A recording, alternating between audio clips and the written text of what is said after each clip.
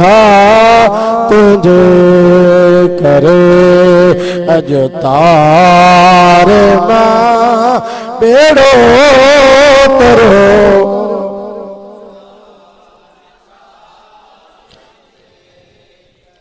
गम दर्द वारो वरो मुंजा मिठा तुझे करे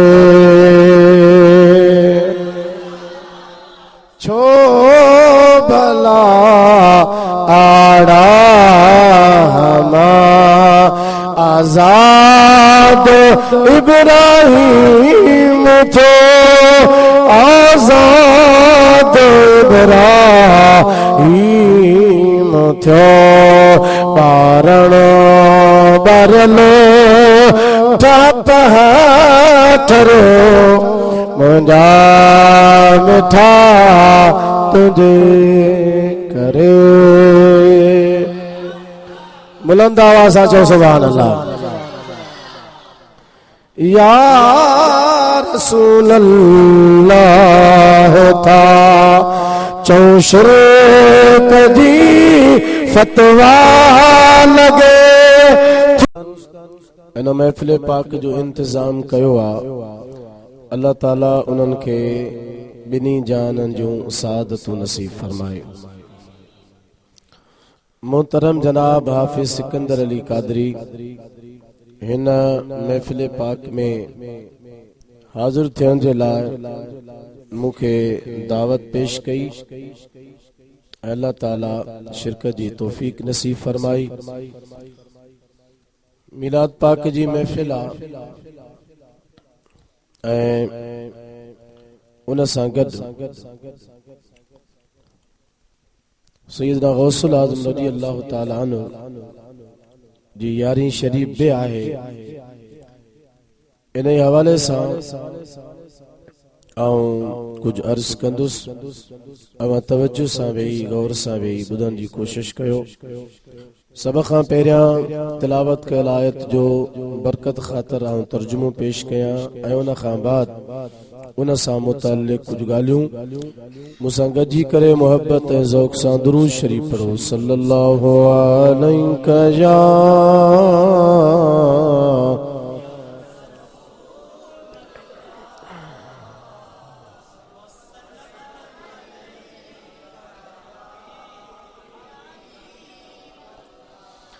सल्लल्लाहु अलैहि या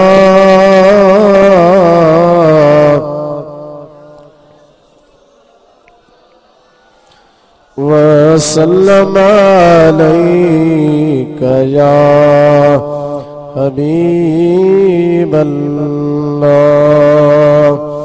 अल्लाह ताला पंहिंजे पाक कलाम में इरशाद फरमायो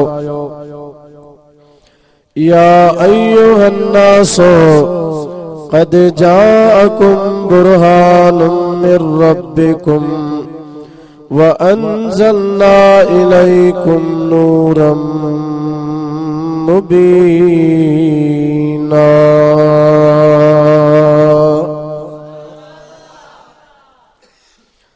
या अय्युहन नास ऐ इंसानो क़द जाअकुम तहकीक आयो तव्हां वटि मिर रब्बिकुम तव्हां जे रब जे तरफ़ां क़द जाअकुम बुरहानुम मिर रब्बिकुम तहकीक आयो तव्हां वटि बुरहान तव्हां जे रब जे तरफ़ां व अंज़लना इलैकुम नूरम मुबीना ऐं असां तव्हां जी तरफ़ रोशन नूर नाज़िल कयो आहे। अल्लाह ताला पूरी इंसानियत सां मुखातिबा तमाम इंसानियत के अल्लाह खिताब तो फरमाए त तव्हां ॾे ॿ शयूं आयूं हिकु बुरहान आयो ॿियो नूरे मुबीन आयो। नूरे मुबीन जी माना है खुलियल ऐं ज़ाहिर नूर जंहिंमां मुराद आहे क़ुरान करीम ऐं बुरहान मां मुराद नबी करीम जी ज़ात। बुरहान जी माना चाहे बुरहान जी माना दलील भी निकरंदी आ बुरहान जी माना मोजज़ो भी निकरंदी आ। अल्लाह ताला असां जे नबी सल्लल्लाहु अलैहि वसल्लम के दलील भी बनाए मोकलियो तो हुजूर जे ज़ात के अल्लाह मोजज़ो भी बनाए मोकलियो। बुलंद आवाज़ सां सभई सुभान अल्लाह चओ। मुझो तो गलो मुतासिर आ अवां जे गलन के छा थियो आ तव्हां तो सुभान अल्लाह ज़ोर सां चओ। इंसानो तव्हां बुरहान आयो दलील तव्हां वटि आयो ऐं मोजज़ो भी तव्हां वटि आयो। हुजूर दलील जे सूरत में भी आया हुजूर अलैहिस्सलातु वस्सलाम मोजज़े सूरत में भी दुनिया ते तशरीफ फरमा थिया।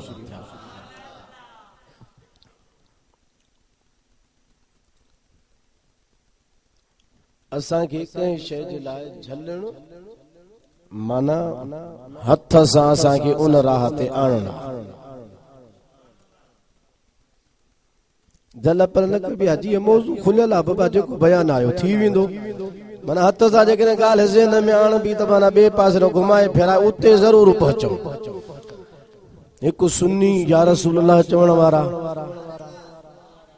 ॿियो सिकंदरी हुर्र से मैदान में भॼंदा काॾे तंहिंजे करे इहा ॻाल्हि न कंदा की हीअं न चइजां साईं फलाण न चइजां जेका चवणी हूंदी हुजूर जे इज़त ऐं अज़मत ख़ातिर चई ॾिबी। ड्रिज ड्रप पाण वटि आहे कोन ॻाल्हि सही सिधी हूंदी आहे। मीलाद पाक जी महफ़िल आहे नबी करीम सल्लल्लाहु ताला अलैहि वसल्लम जो ई शान बयान थींदो ऐं यारी शरीफ आहे तंहिंजे करे सैयदना गौसुल आज़म रज़ी अल्लाह ताला अन्हु जी तबर्रुकन कान का ज़रूर कंहिं न कंहिं सूरत में ॻाल्हि थींदी। लिहाज़ा अचण खां पोइ ही उहा ॻाल्हि न कंदा कयो ड्रिजो ड्रपो न ॻाल्हि मां थो कयां उनजो जवाबदार बि मां ई आहियां।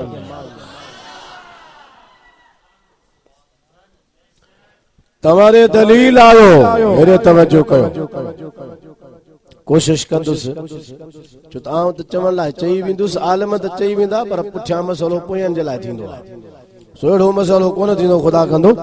आउं कोशिश कंदुसि त हुजूर जे अज़मत ऐं इज़त मक़ाम ऐं मर्तबे जे हवाले सां शान जे हवाले सां चंद ॻाल्हियूं पेश कयां। अल्लाह ताला असांजे नबी सल्लल्लाहु अलैहि वसल्लम के दलील भी बनायो हुजूर खे मोजज़ो भी बनायो। हुजूर दलील छाजो हन नबी करीम अलैहिस्सलातु वस्सलाम आम तौर ते तव्हां खे ख़बर आहे दलील हमेशा कंहिं न कंहिं दावा जो थींदो आहे। अमी का ॻाल्हि कंदो उनखे सचे साबित करण जे लाइ अवां दलील पेश कंदो बाबा ही मुझी दावा है उन जो दलील ही आ दलील आहे दावा सच्ची अगर दलील ना है तो दावा सच्ची कान शुमार थींदी।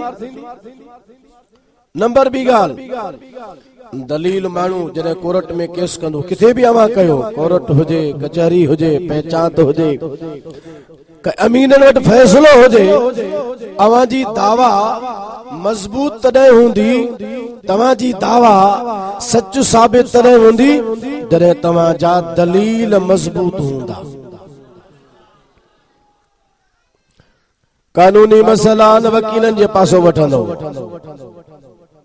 आम रिवाजी फैसला समझदार माण्हू खे आणींदो सब कुछ चंदो बाबा ॻाल्हि जेकॾहिं कई थई त उनखे सचे करण जे लाइ पोइ पंहिंजो सबूत बि रखजां। जेॾो सबूत मजबूत ओॾी दावा मजबूत। दलील जेतिरा मजबूत हूंदा दावा भी एतिरी पक्की ऐं पुख्ती हूंदी। अल्लाह मुस्तफा खे दलील बनाए मोकिलियो। अल्लाह ताला फरमायो या अय्युहन नास ऐ इंसानो तहकीक तव्हां वटि तव्हां जे रब जे तरफ़ां दलील मुहम्मद करीम आयो या अल्लाह हुजूर खे तो दलील बनायो दावा करिया दुनिया जे अंदर असां ॾिसूं था हमेशा दलील कंहिं न कंहिं दावा जो हूंदो आहे दावा कहिड़ी आहे जंहिंजो दलील रसूलुल्लाह जी ज़ात आहे नबी करीम सल्लल्लाहु तआला अलैहि वसल्लम जी विलादत मक्के में थी बेसत मक्के में थी मक्के शरीफ जे अंदर 40 सालनि जे उम्र में मदीने वारे नबुव्वत जो ऐलान फरमायो।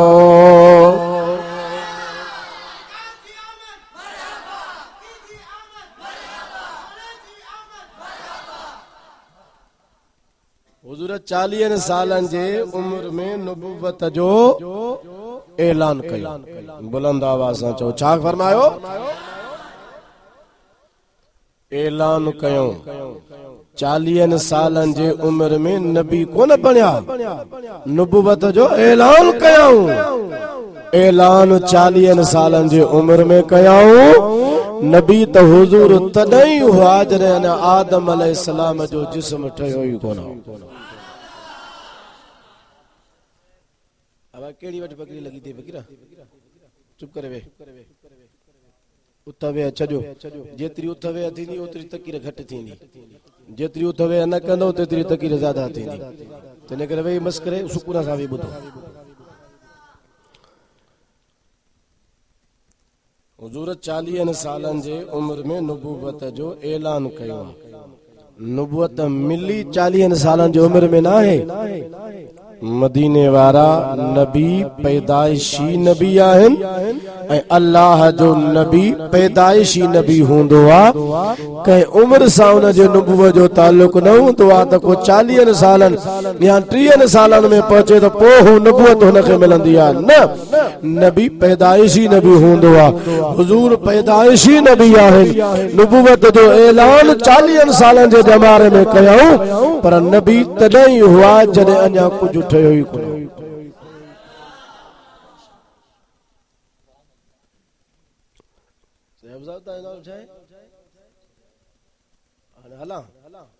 हाँ बयान कयो चो सुभान अल्लाह। ॾिसो बाबा हुजूर जे शान ऐं अज़मत जी ॻाल्हि आहे। बुलंद आवाज़ सां सुभान अल्लाह चओ। हिकिड़ो माण्हू चवे त बाबा नबी साईं 40 सालनि जे उम्र में नबी थिया ग़लत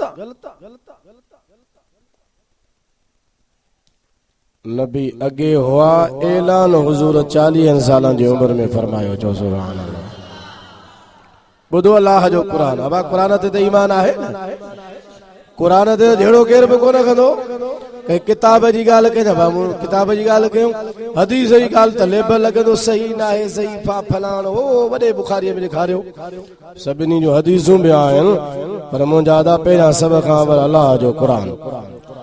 अल्लाह जो नबी हजरत यहया अलैहिस्सलाम अल्लाह जो नबी हजरत यहया अलैहिस्सलाम उन जे लाइ अल्लाह ताला फरमायो व आतैनाहुल हुक्म सबिया। हजरत यहया अलैहिस्सलाम अञा नंढो ई हुयो त अल्लाह ताला उन ते नबुव्वत जो ताज फरमायो। ताज अल्लाह उन जे सिर ते नबुव्वत जो रखियो। हजरत ईसा अलैहिस्सलाम खे निहारो। अल्लाह जो नबी हजरत ईसा अलैहिस्सलाम पंहिंजे अम्मा हजरत बीबी मरियम जाओ बगैर पीउ जे जाओ वालिद कोन हो पीउ कोन हो। अल्लाह पंहिंजे कुदरत सां कुंवारी हजरत पाक दामन बीबी मरियम पैदा फरमायो।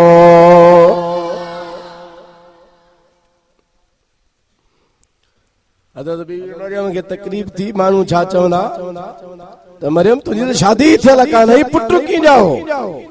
अल्लाह ताला फरमायो मरियम तूं घबराए न जे माण्हू तोखां पुछनि तूं न ॻाल्हाइजां इशारो असांजे बाने ईसारे कजां ईसा अलैहिस्सलाम पाण ॻाल्हाईंदो। हजरत बीबी मरियम रज़ियल्लाहु ताला अन्हा नंढड़े हजरत ईसा अलैहिस्सलाम के गोद में खणी पंहिंजे कौम जे अॻियां कौम जो ॾिठो त हज़रत बीबी मरियम सां ॿार साणा माण्हू वठी करे एतिरा उथारिया मरियम ही तो छा कयो आहे तुंहिंजो खानदान अहिड़ो कोन हो तुंहिंजो अबू अम्मा अहिड़ो कोन हो तुंहिंजे खानदान में त अहिड़ी ॻाल्हि ई कान हुई मरियम हे तूं छा कयो आहे किथां मां तोखां ॿार तो आंदो आहे हज़रत सईदा बीबी मरियम कुरान फरमाए थो फअशारत इलैहि हज़रत ईसा अलैहिस्सलाम जेको बीबी मरियम सां गोद में साणा हज़रत बीबी मरियम उन ॾे इशारो कयो क़ौम चवण लॻी कालो माण्हू चयो कैफ़ नुकल्लिमु मन कान फिल महद सबिया जेको अञा पींघे में ॿार आहे असां कीअं उन सां ॻाल्हायो उन खां पुछो असांखे कीअं जवाब ॾींदो माण्हुनि इहा ॻाल्हि चई बस कई अल्लाह जे नबी ईसा अलैहिस्सलातु वस्सलाम पंहिंजे अम्मा जे गोद मां कंधो मुबारक मथे खयो ईसा अलैहिस्सलाम फरमायो क़ाल इन्नी अब्दुल्लाह आतानियल किताब वजअलनी नबिय्या अल्लाह जे नबी ईसा अलैहिस्सलाम फरमायो बेशक मां ईसा अल्लाह जो बानो आया अल्लाह ताला मूंखे किताब ॾिनो आहे त अल्लाह मूंखे नबी बि बणायो आहे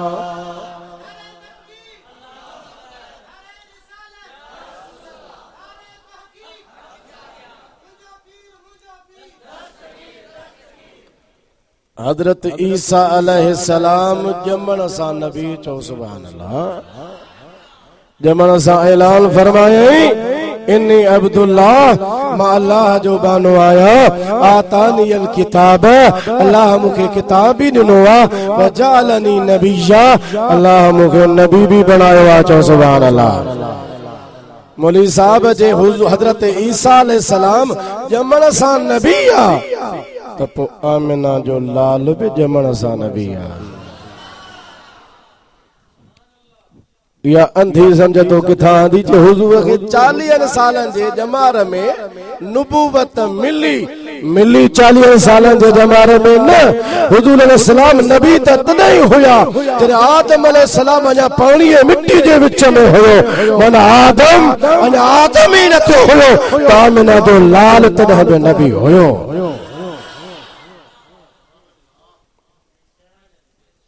गाल कर सच त पुछंदा दादा तहां कयो एतरा नाहे हुजूर जे अज़मत जी गाला चो सुभान अल्लाह मुस्तफा जो शान बुलंद आवाज़ सां सुभान अल्लाह त चो तुंहिंजे शान मथा थिया कुर्बान नबी तुंहिंजे शान मथा थिया कुर्बान नबी घोरिया बचा जिंदो जान नबी तुंहिंजे शान मथा अल्लाह ताला पंहिंजे महबूब नबी सल्लल्लाहु ताला अलैहि वसल्लम के दलील बनाए मोकिलियो मुसलमानों जरे मक्के जे शहर में हुजूर सल्लल्लाहु अलैहि वसल्लम नबुव्वत जो ऐलान फरमायो हुजूर अलैहिस्सलातु वस्सलाम मक्के जे माण्हुनि खे जेके मक्के में आबाद हा मुशरिक हा शिरक कंदा हा काफिर हा हुजूर अलैहिस्सलाम सभिनी खे सॼो अल्लाह जे नबी उन्हनि खे फरमायो क़ूलू ला इलाहा इल्लल्लाह तुफ्लिहू ला इलाहा इल्लल्लाह चओ यानी अल्लाह खां सवा को बि इबादत जे लाइक़ नाहे हुजूर अल्लाह जे वहदानियत जे तरफ़ दावत ॾिने अल्लाह जे तौहीद जे तरफ़ माण्हुनि खे दावत ॾिने मक्के में जेके मुशरिक पहिरियां रहंदा हा घर घर में बुत रखे वेठा हा घटी घटी बाज़ारनि में बुत रखे वेठा हा मरकज़ इस्लाम बैतुल्लाह शरीफ में बुत रखे वेठा हा पोइ जेके शिरक में बुॾा पिया हा हुजूर जॾहिं तौहीद जी दावत में अल्लाह जे हिक हुजण जी दावत ॾिनी, अल्लाह जे वहदानियत जी दावत ॾिनी। मुशरिकन हुजूर खां पुछो, चुसी तव्हां दा चओ अल्लाह हिकु आहे, हे त सालन ऐं सदन खां वठी असांजा अब्बा असांजा ॾाॾा सभु बुतनि जा पूजारी आहिनि, बुतनि जी पूजा कंदा था अचनि, उन्हनि खे पंहिंजो ख़ुदा सम्झनि था, उन्हनि खे पंहिंजो इलाह था सम्झनि।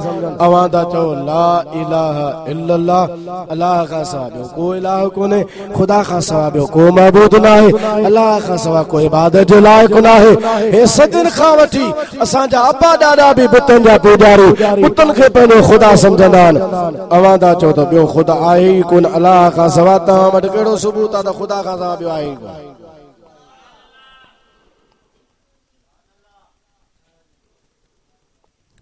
माण्हुनि पुछो, अल्लाह ताला इन आयत में उन्हनि जे सवाल जो जवाब ॾिनो। चो सुभान अल्लाह। अल्लाह ताला फरमायो, या अय्युहन्नास इंसानो, हुजूर खां मुंहिंजे वहदानियत ऐं तौहीद ते दलील पुछण वारा त ख़ुदा जे हिकु आहे, त ख़ुदा जे हिकु हुजण जो दलील कहिड़ो आहे? अल्लाह तबारक व तआला फरमायो, क़द जाकुम बुरहानुम मिर रब्बिकुम, तहक़ीक़ तव्हां वटि तव्हां जे रब जे तरफ़ां बुरहान दलील मुहम्मद करीम आयो आहे, जेको अल्लाह जे हुजण जो बि दलील आहे, अल्लाह जे वजूद जो बि दलील आहे, त अल्लाह जे तौहीद ऐं वहदानियत जो बि दलील आहे।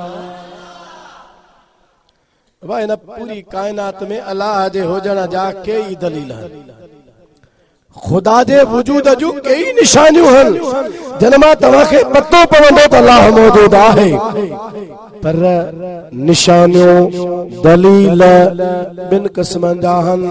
हिकिड़ा उहे दलील आहिनि जेके ख़ामोश आहिनि, दलील त ज़रूर अल्लाह जे वहदानियत आहिनि, पर ख़ामोश दलील आहिनि, ॻाल्हाइनि कोन था। ॿियो अल्लाह जे वजूद ते उहो दलील आहे जेको ॻाल्हाइण वारो आहे, नातिक दलील आहे। इन पूरी कायनात जे अंदर दलील त सिज बि आहे, अल्लाह जे वजूद ते दलील चंड भी आहे, अल्लाह जे हुजण जी निशानी सतारा भी आहे। इन्हनि मां भी अल्लाह जे वजूद जी ख़बर पवे थी, पर ये सब ख़ामोश दलील आहिनि। सिज ॻाल्हाईंदो न आहे, चंड ॻाल्हाईंदो न आहे, सतारा ॻाल्हाईंदा न आहिनि, ज़मीन ॻाल्हाईंदी न आहे, आसमान ॻाल्हाए कोन थो, पाणी तव्हां सां ॻाल्हाए कोन थो। अल्लाह जे वजूद जूं निशानियूं ज़रूर आहिनि, दलील ज़रूर आहे, पर ख़ामोश आहिनि। इन पूरी कायनात में अल्लाह जे वजूद ते ॻाल्हाइण वारो दलील आहे त मुहम्मदुर रसूलुल्लाह आहे।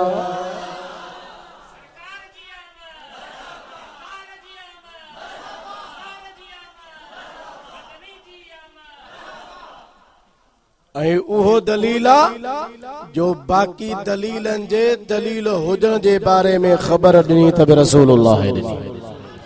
सिज अल्लाह जे हुजण जी निशानी ख़बर रसूलुल्लाह ॾिनी, चंड अल्लाह जे वजूद जी निशानी हुजूर उन बारे में ॿुधायो। इहे बि दलील ज़रूर आहिनि, पर ख़ामोश दलील आहिनि, ॻाल्हाईंदड़ न आहे। एसी ताईं जो माण्हुनि इन्हनि खे ख़ुदा सम्झो, सिज खे ख़ुदा सम्झी उन जी पूजा कयूं, पर सिज कॾहिं बि उन्हनि सां कोन ॻाल्हायो त मां अलाह न आहियां, अलाह त ॿियो आहे, मूंखे छो था पूॼो।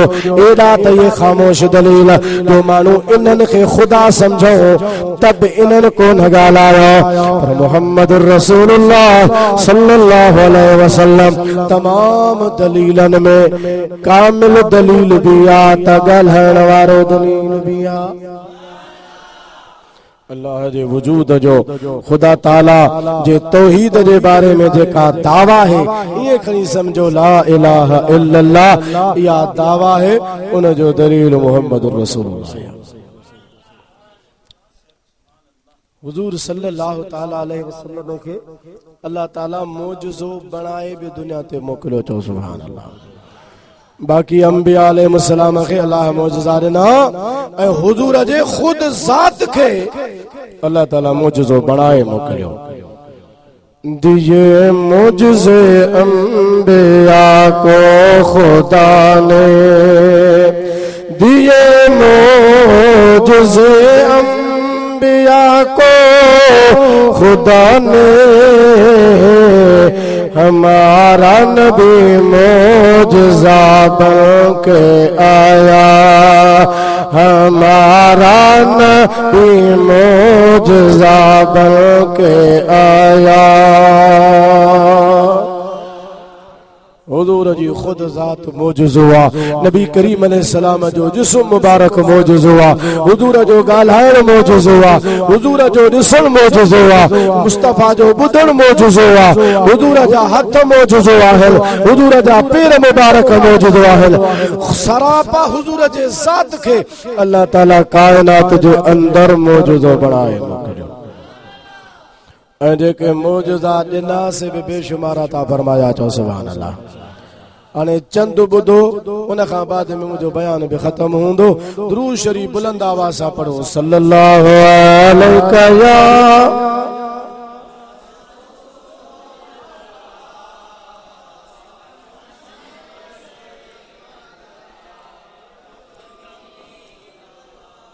ईअं न खुली करे पढ़ो। सल्लल्लाहु अलैका या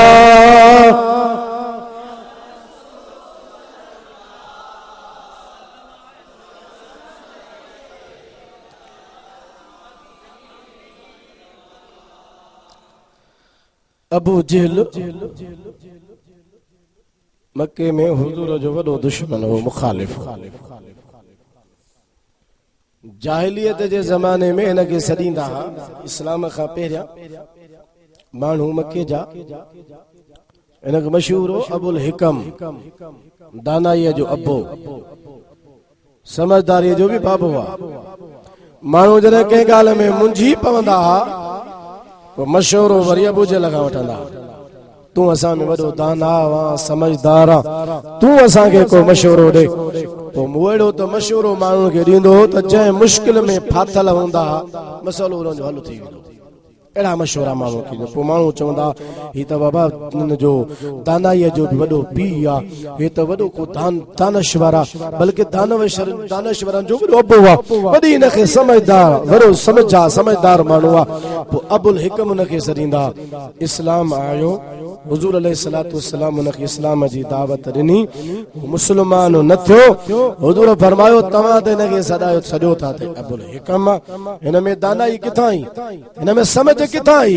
अगर समझदार हुजे हा त मूं ते कलमो भरे मुस्लमान थिया। मौजूदा ॾिसे थो त इनकार कयो वञे, ही समझदार किथां आयो?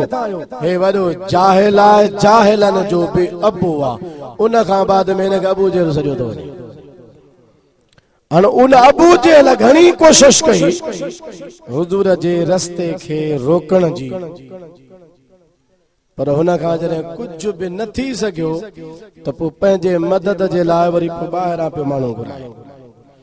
हिन जो हिकिड़ो दोस्त हो जेको यमन जे इलाइक़े में रहंदो हुयो, उनखे ख़त लिखई। हबीब हुन जो नालो हो। चीज़ हबीब यमनी। मके में हिकिड़ो माण्हू पैदा थियो आहे, कुरैशन में, चवे थो त मां नबी आहियां, मूं त घणो वसु कयो आहे, पर यार मुंहिंजी दाल कांधी करे हाणे तूं को अच, तूं मूंखां वधीक समझदार आहे, हिन सां मुक़ाबिलो कर।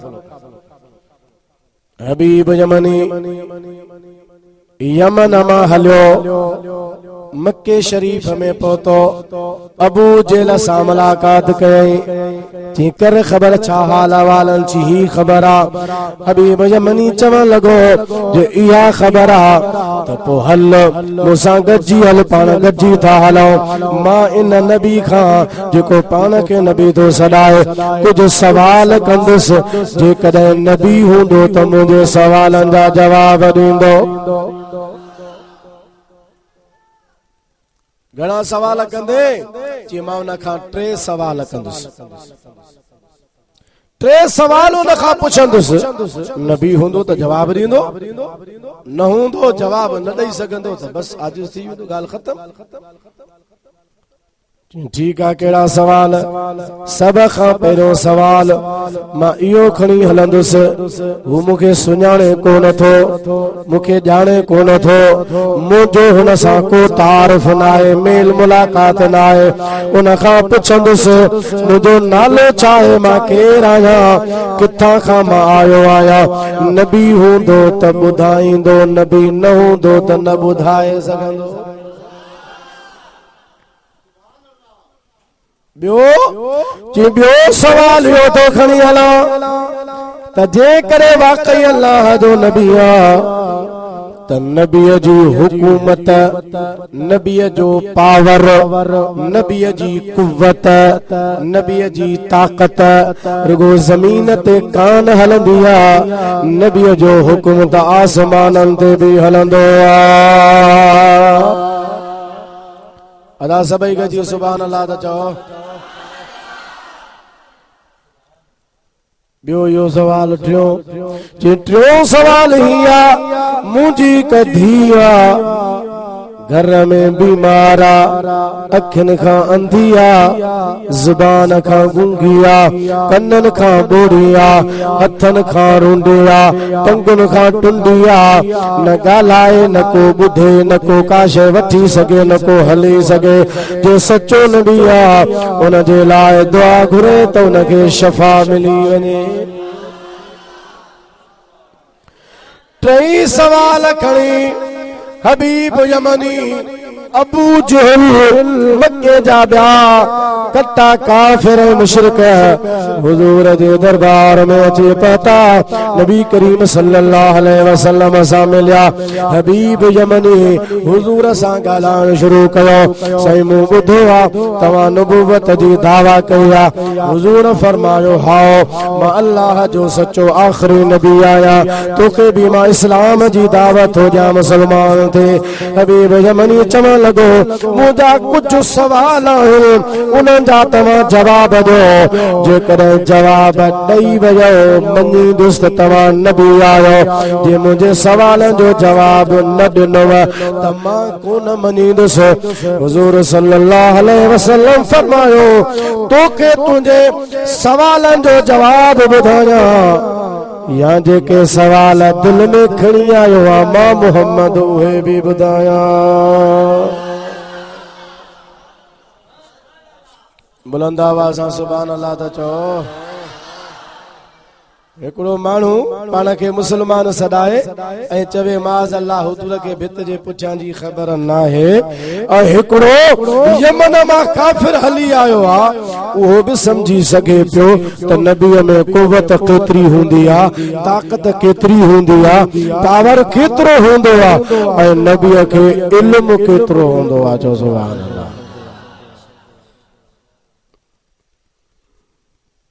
हबीब यमनी जोसे पुतवा जी गाला सवाल बि तव्हां ॿुधायो जवाब बि तव्हां ॿुधायो हुजूर सल्लल्लाहु अलैहि वसल्लम फरमायो सब खां पहिरियों तुंहिंजे दिल में सवाल इहो खणी आयो आहे नालो मुंहिंजो छा आहे किथां खां मां आयो आहियां हुजूर नबी करीम सल्लल्लाहु अलैहि वसल्लम फरमायो तुंहिंजो नालो हबीबा यमन जो तू रहाकू पान तू हित न आयो आहे अबू जहल तोखे मां मोहम्मद जे मुक़ाबले लाइ घुरायो आहे आहे मने से बराबर ई गाल नालो मुंहिंजो हबीब यमन जो रहाकू आया अबू जहल मूंखे तव्हां जे मुक़ाबले जे लाइ घुरायो आहे हुजूर फरमायो ॿियो सवाल तुंहिंजे दिल में हुआ त नबीअ जो हुकुम नबीअ जी कुव्वत पावर गो ज़मीन ते कोन हूंदी आहे हुजूर जी नबीअ जी हुकूमत आसमाननि ते बि हूंदी आहे जे अल्लाह जो सचो नबी आहे त चंड खे हेठि लाहे ॾेखारे हुजूर फरमायो ॻाल्हि हक़ीक़त आहे नबीअ जो पावर आसमाननि ते बि हलंदो आहे नबीअ जो हुकुम हर शइ जे मथां हलंदो आहे रुगो ज़मीन या ज़मीन वारनि ते न कायनात जे अंदर अल्लाह जाब शइ पैदा फरमाई आहे नबीअ जो हुकुम सभिनी ते हलंदो आहे हुजूर फरमायो तुझे दिल में सवाल हुआ चंड हेठ लाहे रेखारो हो। हुजूर ने सलातो वसलाम पंजो हथ मुबारक हुआ इशारो कंदा वया चंड जा बाध थी पया। चंड जो हिकु अधु जबल अबू कुबैस जे मथा हुयो तो चंड जो ॿियो हिस्सो रसूलुल्लाह जे कदमन में हुयो।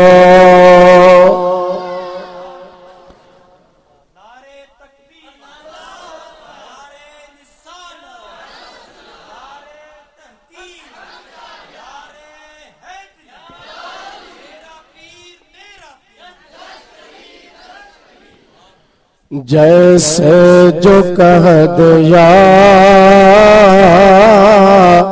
वैसे वो हो गया। जंहिंजो इहो ईमान आहे वो बुलंद आवाज़ सां सुभान अल्लाह चवे।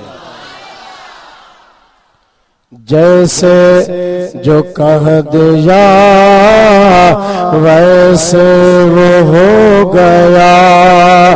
जैसे जो कह दिया वैसे वो हो गया। जो ही उंगली उठी चांद दो हो गया।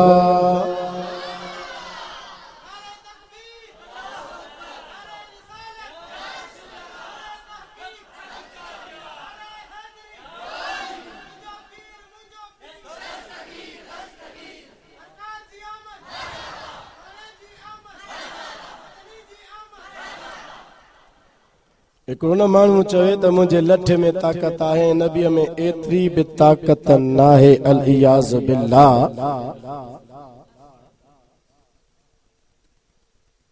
ऐं एतिरो बि यार तबसरो न कयां एतिरो बि तबसरो न कयां त पोइ सुन्नी या रसूला चवण वारो आऊं किथां रहियुसि।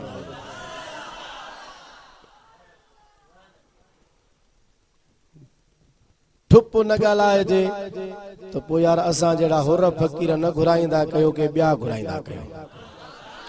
असांखे करारो न ईंदो आहे हुजूर जे लाइ कुझु को चवे ऐं उन ते ज़रो बि तबसरो न कयां त पोइ ॻाल्हि मज़ो कान ॾींदी। पोइ हुरनि सिकंदरनि जो कमु न आहे शायदि को ॿियनि जो कमु हूंदो। पाण मैदान में लहंदासीं त इंशाअल्लाह मल्हाए करे पोइ निकिरंदासीं।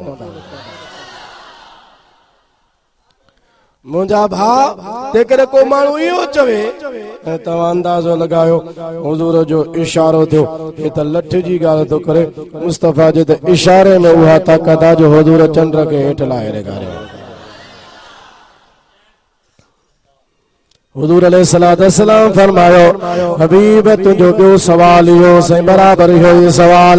हुजूर फरमायो टियों तुंहिंजो सवाल इहो आहे टियों तुंहिंजो सवाल ही आहे मुंहिंजी न्याणी आहे बीमार आहे घर में पई आहे टंगूं जो सुकी वयूं हथ हुन जा सुकी विया रुंडी लॻी पई आहे हल वठी कान थी सघे ज़ुबान खां गूंगी आहे कननि खां बेड़ी आहे अखियुनि खां अंधी आहे। जो सच्चा नबी आयो त दुआ घुरो।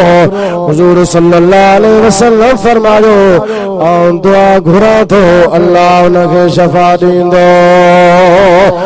हुजूर दुआ फरमाई अल्लाह जे हबीब फरमायो हबीब हाणे वञो पंहिंजे मुल्क वञी पहुचो घर में ॾिस तुंहिंजी न्याणी ठीक ठाक थी वई हूंदी। चीज़ें या गाला त मां कलमो भरियां थो मुसलमान थो थियां। ला इलाहा इल्लल्लाह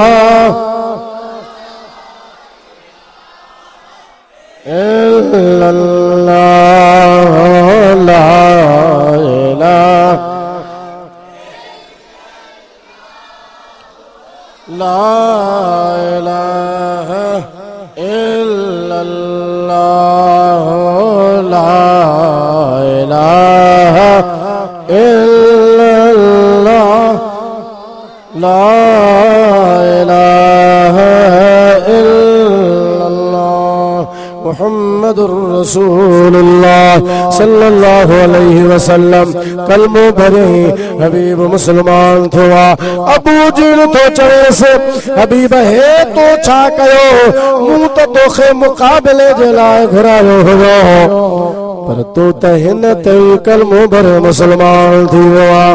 हबीब यमनी अबू जहल खे चवण लॻो, अबू जहल तू अंधो आ, तू कोन थो ॾिसे या ॾिसियो वेठो आ त बि मञे कोन थो।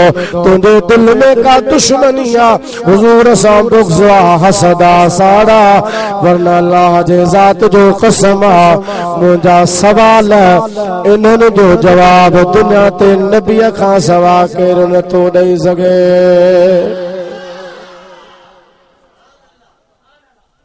हबीब मुसलमान थियो, अबू जहल अंधो जो अंधो ही रहिजी वियो। अबू जहल अंधो थियो ऐं काठ पियो कलमा पढ़े, ऐं काठ पियो कलमा पढ़े, सो थोड़ो थो बागन भरो मुंहिंजा मिठा तुंहिंजे करे, अॼु तारे मां बेड़ो तरो।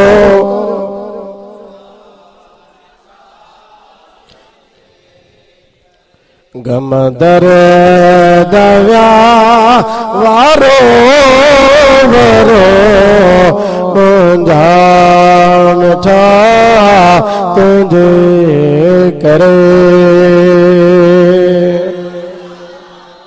छो भला आड़ा हमा आजाद इब्राहिम थो, आजाद इब्राहिम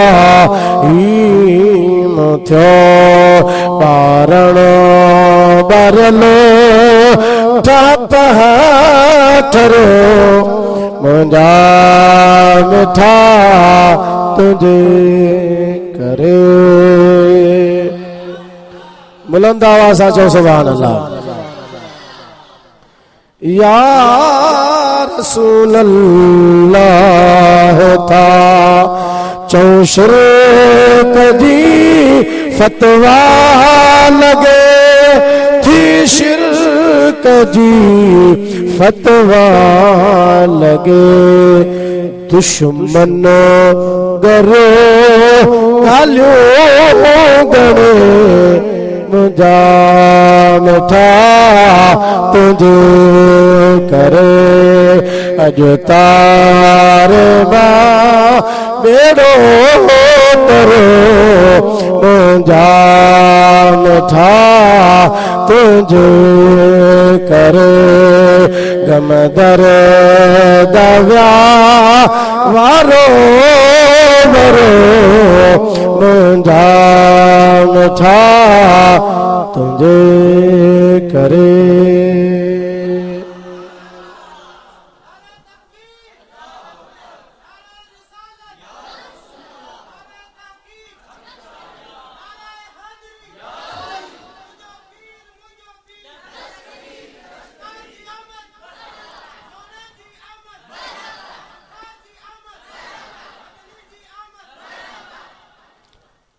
हुजूर फरमायो, हबीब हाणे वञ पंहिंजे ॻोठ वञी पहुच ऐं पंहिंजे न्याणीअ खे वञी ॾिसो, चओ सुभान अल्लाह।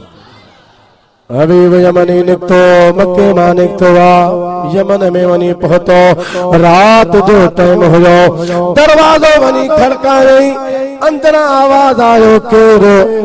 हबीब चयो मां हबीब आहियां, घर जो मालिक आया। दरवाज़ो खोलियो, दरवाज़ो खणी खुलियो, जीअं ई दरवाज़ो खुलियो ॾिसे त सुभान अल्लाह, उहा मुंहिंजी न्याणी जेका पेरनि खां पंधु कान करे सघंदी सा उथी हली आई आहे। कननि खां बोड़ी हुई, ॿुधी कोन सघंदी हुई, कुंडो जो खड़कायुमि, खड़के जो आवाज़ ॿुधई हली आई आहे। उहा मुंहिंजी न्याणी जेका हथनि खां रोंदी हुई, हथ हुन जा ईअं ॿधा पिया न खुली कोन सघंदा हुआ, पंहिंजे हथनि सां पाण अची करे अंदरां हुन कड़ो खोलियो आहे। जेका ॻाल्हाए कान सघंदी पंहिंजे अबे सां ॻाल्हाए पई। बुलंद आवाज़ सां सुभान अल्लाह चओ।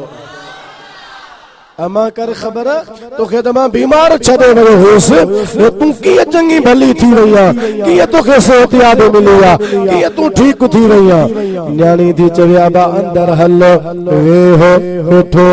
अमा हाणे ॿुधाए अबा मां सुती पई हुयसि, हिकु राति को जवान आयो पंहिंजो हथ मुबारक फेरींदो वियो, मूंखे शफ़ा मिली वई। अमा उन जा निशान ॿुधाए, पार पता के ॿुधाए बाबा हीअं उनखे दस्तार हुई, हीअं उनजो हुल्लो हुयो, हीअं उनजी सुवारी हुई ऐं हीअं उनजो चमकंदड़ चेहरो हुयो।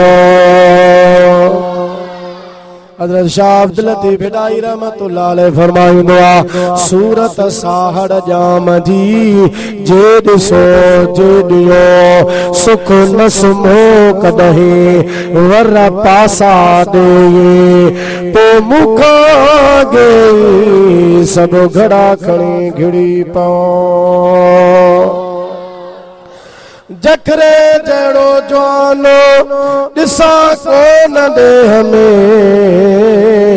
मुहर मिड़नी मुरसल सरस संदस शान फकान क़ाब क़ौसैन औ अदना यो मुयसर तुस मकाम पोन आगे जो एसाल जो हादी मेल में हड़ो। बाबा मूंखे हिकिड़ो वज़ीफ़ो बि सेखारियो आहे, ख्वाब में सेखारे, सुजाॻीअ में पढ़ंदी आहियां। पुट वो कहिड़ो वज़ीफ़ो आहे?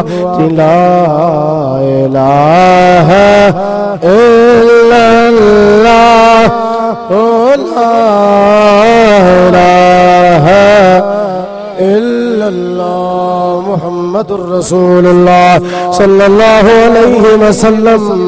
हबीब यमनी तो चयो अम्मा इहो मुहम्मदुर रसूलुल्लाह सल्लल्लाहु अलैहि वसल्लम उनजो मां दीदार बि करे आयुसि। घुरायो त मूंखे मुशरिकन मुक़ाबिले जे लाइ हुयो, पर अल्लाह मुंहिंजे क़िस्मत में ईमान लिखियो हुयो। आमिना जे लाल ते कलमो भरे मां मुस्लमान थियो आहियां ऐं हबीब जे दुआ सां तोखे अल्लाह शफ़ा ॾिनी आहे। तुझे शान मथा थिया कुर्बान नबी, तुझे शान मथा थिया कुर्बान नबी, घोरिया बारा बचा जिंदो जान नबी, तुझे शान मथा। हजरत पीर साईं रोज़े वारे रज़ी अल्लाह ताला अन्हु असांजे मुर्शिद करीम पंहिंजे मलफूज़ात में फरमायो आहे, हुज़ूर अलैहिस्सलाम हिकु दफ़े सफ़र ते निकिता। बुलंद आवाज़ सां सुभान अल्लाह चओ। पानी खुटी वियो, साहबे किराम अर्ज़ कयो या रसूलल्लाह पानी नाहे। हुज़ूर फरमायो हिन जबल खां परे पासे ॾे हिकु ओठिया उठ ते सवारा, पानी उन सां साणा उनखे मूं वटि वठी अचो। हे तुझे भित जे पुठियां जी ख़बर कान थी पवे, भित घणी मोटी थींदी, फुट 5 फुट 10 फुट, हेॾो सारो मोटो जबल। हुजूर हिन पासे खां बीठा हल, पानी खणी वञण वारो परे पासे खां आहे। हुजूर अलैहिस्सलाम खे कीअं ख़बर पई? हिन मां मालूम थियो अल्लाह मुस्तफ़ा खे उहा नज़र अता फरमाई आहे, उहा नज़र अता फरमाई आहे जो हुजूर जे हिक जाइ ते वेठो आहे त मुस्तफ़ा जी नज़र रूए कायनात ते पवंदी आहे। बड़ी बेमिसल है नजर मुस्तफा की, बड़ी बेमिसल है नजर मुस्तफा की, बड़ी बेमिसल है नजर मुस्तफा की, के है रूबरू सब खुदाई खुदा की। बुलंद आवाज़ सां सुभान अल्लाह था चओ यार। साहबी विया उन उठ वारे सां मिलिया, बराबर उठ वारो हुयो, पाणीअ जूं न सां बमश्कू जो हुजूर फरमायो साण हुयो।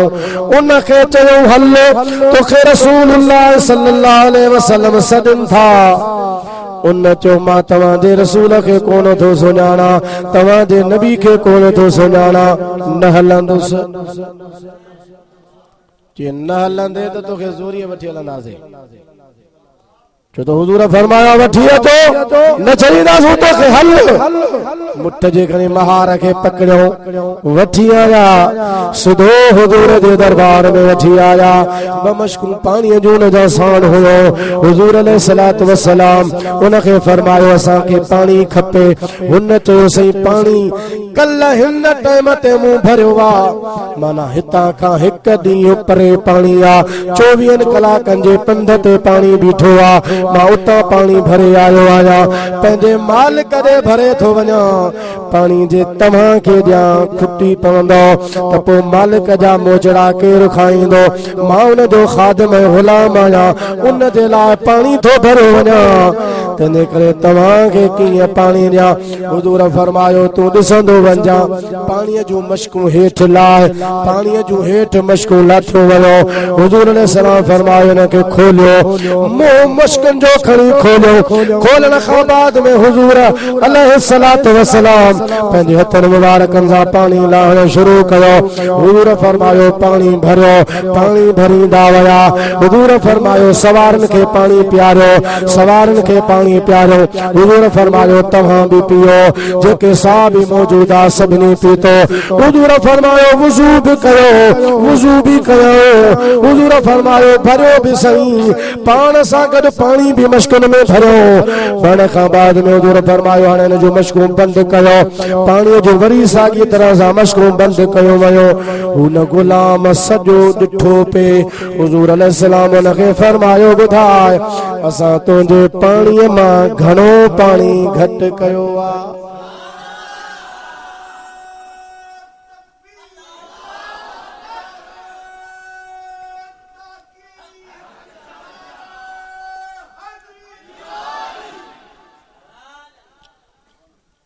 उन सॼो इहो माजरा ॾिठो पे, वॾी ॻाल्हि थी वई। पाणीअ जूं मश्कूं लथूं, हेतिरा सारा माण्हू पाणी पीतऊं, सवारनि वुज़ू कयो, पाणी भरियो, पाणी वरी खुटो ई कोन्हे। हुजूर खे अर्ज़ कई या रसूल अल्लाह जेतिरो पाणी हुयो ओतिरो ई मौजूद आहे, पर सही असां त सही कोन सम्झंदासीं। नालो तुंहिंजो ॿुधो ज़रूर हो पर मञीदा कोन हुआसीं। चयो नबी को ज़ाहिर थियो आहे पर असां मञण लाइ तयार कोन हुआसीं। परे पिया तव्हां खां भॼंदा हुआसीं। अॼु मुस्तफ़ा अखियुनि सां ॾिठो आहे, या रसूल अल्लाह मां मञा थो तूं हक़ जो नबी आहीं। मूंखे कलमो भरायो, मां मुसलमान थो थियां। हुजूर उनखे कलमो भरायो त ला इलाहा इल्लल्लाह मुहम्मदुर रसूलुल्लाह सल्लल्लाहु अलैहि वसल्लम। कलमो भरे मुसलमान थियो। मुसलमान थियण खां बाद में हुन जे शकल जो रंग सांवरो हुयो, कारे रंग जो हुयो। को हबशी गुलाम हुयो। हजरत पी साईं सैयद मोहम्मद राशिद रोज़े धणी रज़ी अल्लाह ताला ने फरमाइन था, मदीने वारे पंहिंजो यतुल्लाह वारो हथ मुबारक खणी हुन जे मुंह जे मथां फेरियो आ। हुजूर हुन जे मुंह ते हथ मुबारक घुमाईंदा विया, रंग मटबो वियो, ईअं पियो चमके जीअं चोॾीअ जो चंड चमकंदो आहे। चमक तुझसे पाते हैं सब पाने वाले। जोरा सा यार सुभान अल्लाह तो चो। चमक तुझसे पाते हैं सब पाने वाले, चमक तुझसे पाते हैं सब पाने वाले। मेरा दिल भी चमका दे चमकाने वाले, मेरा दिल भी चमका दे चमकाने वाले। अदा हुजूर खे पाणीअ जी ज़रूरत कान ही, असल में हिन जे क़िस्मत खे ठाहिणो हो।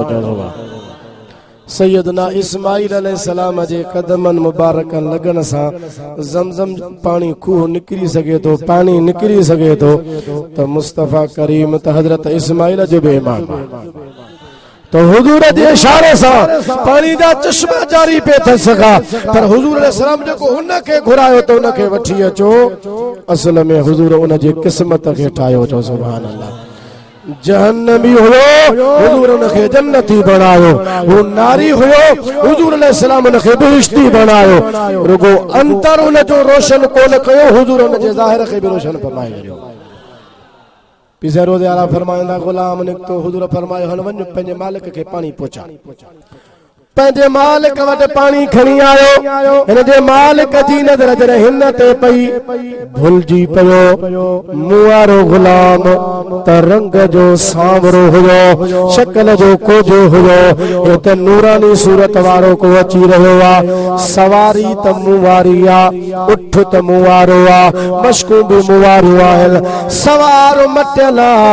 शायदि मुंहिंजो गुलाम मरी वियो या उनखे कंहिं मारे छॾियो आहे। ॿियो ठुकायो पियो अचे, अॻिते वधी हुन सां मिलियो, हुनखे पुछे अबा तूं केरु आहे, मुंहिंजो गुलाम किथे आहे? उठ तां लथो, मालिक खे चई सही मां ई तुंहिंजो गुलाम आहियां। चए तूं त हीअं हरे पारे हुए, रंग जो सांवरो खारो हुए, हाणे तुंहिंजी शक्ल चमकी रही आहे, सूरत तुंहिंजे मां नूर पियो नज़र अचे। चई मालिक खे चई ॻाल्हि ॿुधो, तव्हां नाराज़ थियो या राज़ी रहो, मूंखे रखो या पाण वटि कढी छॾियो। ॻाल्हि सची तो तव्हांखे ॿुधायां, असां न जेको ॿुधो हुयो त आख़िरी नबी आयो आहे, पाण उन खां भॼंदा हुआसीं। अॼु मां उन वटि वञी निकतुसि, मुंहिंजे ज़ाहिर खे बि बदिलाई, अंदर खे बि तब्दील फरमाए, मूंखे कलमो भरायो त मां मुस्लमान थी आयो आहियां। जी यार ॿियूं ॻाल्हियूं त पंहिंजे जाइ ते, पंहिंजे मालिक खे चई पाणी मूंखां लाथऊं, हेॾो सारो लश्कर हो, पाणी पीतऊं, सवारनि खे प्यारियूं, खयूं बि सही, पर मूं जूं मश्कूं जेतिरियूं भरियल हूं ओतिरियूं भरियल आहिनि, ईअं थो सम्झां हिकिड़ो कतरो बि घटि न थियो आहे। हे ॾिसे थो मुंहिंजी सूरत खे हथ घुमाई त मुंहिंजी सूरत नूरानी थी वई आहे। मालिक हो समझदार हो, चियार ग़लति ॿुधंदासीं, वाकई इहो सच जो नबी आहे। जे तुंहिंजे हिन रंग खे बि वधाए छॾियो आहे, हाणे मूंखे बि वठी हल, जे तूं पंहिंजे दिलि खे चमकाए आयो आहे त मुस्तफ़ा जे ईमान जे नूर सां मां बि पाण खे चमकायां। मालिक खे वठी आयो, हुनजो मालिक बि मुस्लमान थियो। चओ सुभान अल्लाह। अबा जेको हुजूर सल्लल्लाहु अलैहि वसल्लम पंहिंजे हथ मुबारक सां ॿियनि जो सूरतुनि खे नूरानी बनायो, पाण नूर हूंदो या न हूंदो? बिना पाछे तुंहिंजो पाक जिस्म मख खे न वेहण जो तो ते हुकुम, बिना पाछे तुंहिंजो पाक जिस्म मख खे न वेहण जो तो ते हुकुम, वध यूसुफ खां तुंहिंजो यार हुस्न, वध यूसुफ खां तुंहिंजो यार हुस्न, ॾिसी हुरा थियो हैरान नबी तुंहिंजे शान मथां थिया कुर्बान नबी, घोरिया ॿार बचा जिंद जान नबी तुंहिंजे शान मथां। असांजे नबी सल्लल्लाहु अलैहि वसल्लम जे जिस्म खे पाछो हुयो ई कोन। चओ सुभान अल्लाह। हुजूर जे जिस्म मुबारक ते मख बि कान वेहंदी। चओ सुभान अल्लाह। हुजूर जे जिस्म खे त पाछो कोन हो पर पीरन जे पीर दिलबर दस्तगीर जे जिस्म खे भी पाछो कोन हुयो। जे हुजूर जे जिस्म मुबारक ते मख कान वेंदी हुई अड़े तरीके से सैयदना गौसुल आज़म जे जिस्म ते भी मख कान वेंदी हुई। अल्लामा शमसुद्दीन ज़ाबी रहमतुल्लाह अलैह सियर आलमुन नुबला में लिखो आहे एडो मुजादा हाफिज हुयो एडो त नाक़िद हुयो हदीस जे राविन जे मथा उन कई किताबन जे हालात पे लिखा उन सियर आलमुन नुबला में लिखो आहे त सैयदना गौसुल आज़म रज़ियल्लाहु ताला अन्हु जो ओ मकाम हो जो पीरन जे पीर जे जिस्म ते मख कान वेंदी हुई। माण्हुनि पुछो क़िबला जे जिस्म ते मख न वेंदी आ छो? सैयदना गौसुल आज़म फरमायो मख उते वेंदी आ जिते मिठास हुजे या गंदगी हुजे। मां अब्दुल कादिर वट न को दुनिया जो गंद आ न को आखिरत जी मिठाण आ तंहिंजे करे मख मूं ते वेंदी नाहे। के मानू दुनिया में लालचू रखंदा हन असांजी दुनिया में का लालच काने। मानू अल्लाह जो के इबादतूं कंदा हन अल्लाह जे रज़ा के वरी मानू अल्लाह जे इबादत में भी दुनिया के साम्हूं रखंदा हन त हे असांजा मसला हल थियन। पीराने पीर फरमायो दुनिया भी मूं वटि काने दुनिया वारो गंद भी कोने को आखिरत जो मिठास भी नाहे। माना इबादतुन मां अल्लाह ताला जे ज़िक्र फिक्र मां को आखिरत नेमतुन जे हासिल करण जे लाइ इबादत अब्दुल कादिर कोन कंदो आ। इबादत कंदो अल्लाह जे रज़ा जे लाइ मुंहिंजो हर कम अल्लाह जे लाइ आहे तंहिंजे करे न को आखिरत जे मिठाण हासिल करण जे लाइ न को दुनिया जो गंद हासिल करण जे लाइ न को मूं वटि दुनिया जो गंद आहे जो मख मूं वटि वेहे न को आखिरत जो मिठास आहे जो मख मूं वटि अचे तंहिंजे करे मुंहिंजे मथां मख वेंदी कान्हे का। सैयदना गौसुल आज़म रज़ियल्लाहु ताला अन्हु जो इहो शान हो जो हुजूर जे इत्तिबा में मज़हरियत जे उन मकाम ते पहुतो फनाइयत जे उन मकाम ते वञी पहुतो आहे जो गौसुल आज़म फरमाईंदा हा दुनिया जो हर वली कहीं न कहीं नबी जे नक्शे कदम ते आ। मां अब्दुल कादिर जीलानी पंहिंजे नाने रसूलुल्लाह जे नक्शे कदम ते आया। अल्लाह ताला मुझो चवण अवां जो ॿुधण क़बूल फरमाए। व आखिर दावाना